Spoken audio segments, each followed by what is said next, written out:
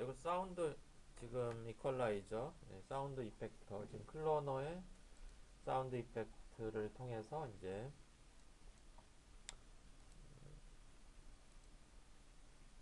설정을 했고요. 지금 클로너의 이펙터 탭에 사운드랑 딜레이가 들어가 있고요. 얘를 렌더링까지 해볼게요. 그래서 사운드 포함해서 렌더링. 일단 지금 렌더 뷰로 보시면은 여기다 어, 라이트를 하나 줄게요. 라이트를 하나 생성해 주시고 라이트를 앞쪽에다가 맞출게요. 그래서 좀 잘 빛이 좀 들어가야 이쁘게 보이니까 라이트를 약간 오른쪽 위로 좀 올려주시고요. 그리고 지금 큐브가 엣지가 좀 있는 게 좋겠어요. 그래서 큐브가 지금 살아있죠? 네.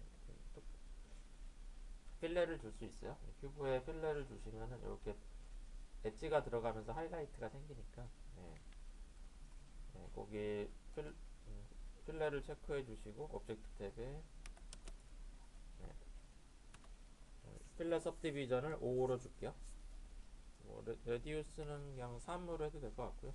그러면은 그냥 각진 네모보다는 훨씬 하이라이트가 보이니까 좀 더 이쁘게 나타나죠. 빛이 반사되면서.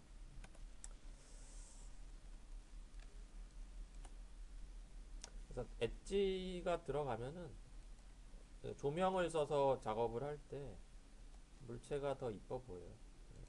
항상 항상 그렇고요. 자, 그래서 라이트 위치를 다시 설정해 보시고 약간 이렇게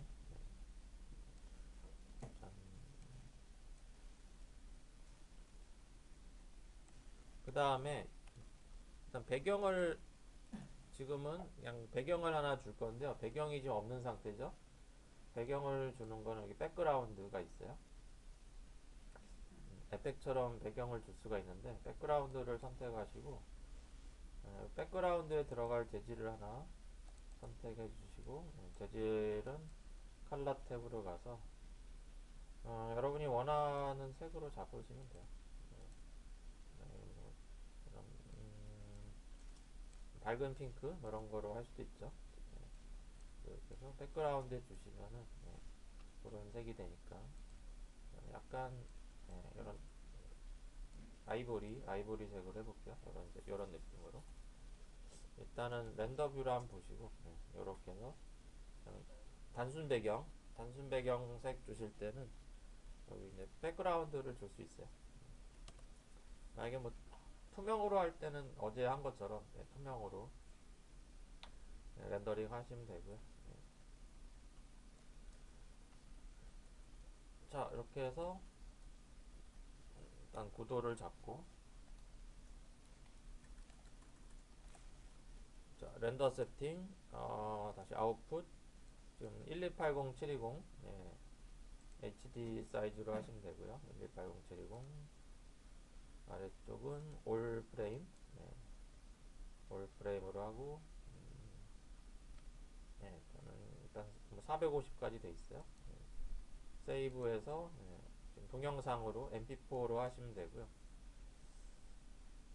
여기 얘가 체크돼 있어야 돼요. 반드시 include 사운드 인클루드 사운드가 체크돼 있어야 사운드가 들어가요. 그 다음에 파일 경로 지정해 주시고요.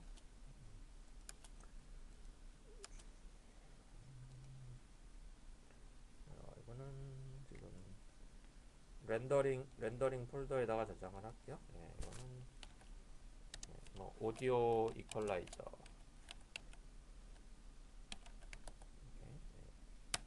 오디오 이퀄라이저로 저장할 거고요.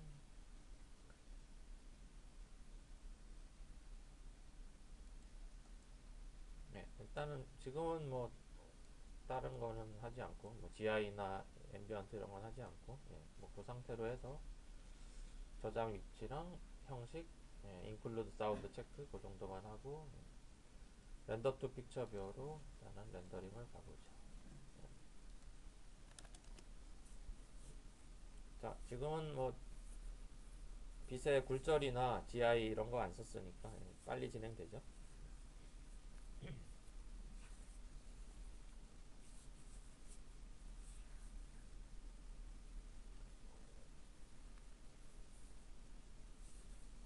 뭐 빛과 그림자를 좀 복잡하게 쓰면은 렌더링이 이제 갑자기 막 한 5배, 6배 막 느려지죠. 빛에 대한 연산이 아까 커스틱에서 그렇듯이 빛에 대한 연산이 제일 힘든 연산이죠.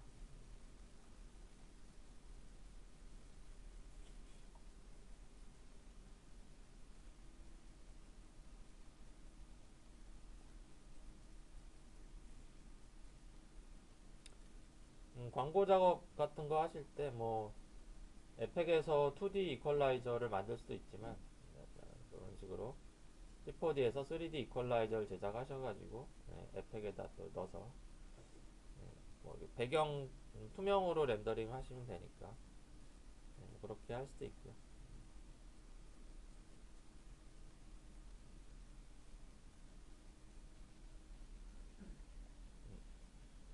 자, 저장된 폴더에서 확인하시면 되고요.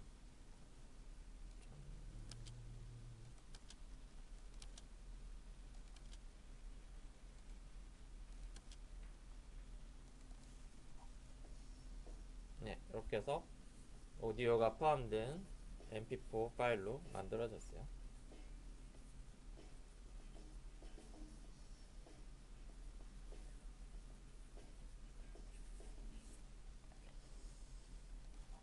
자,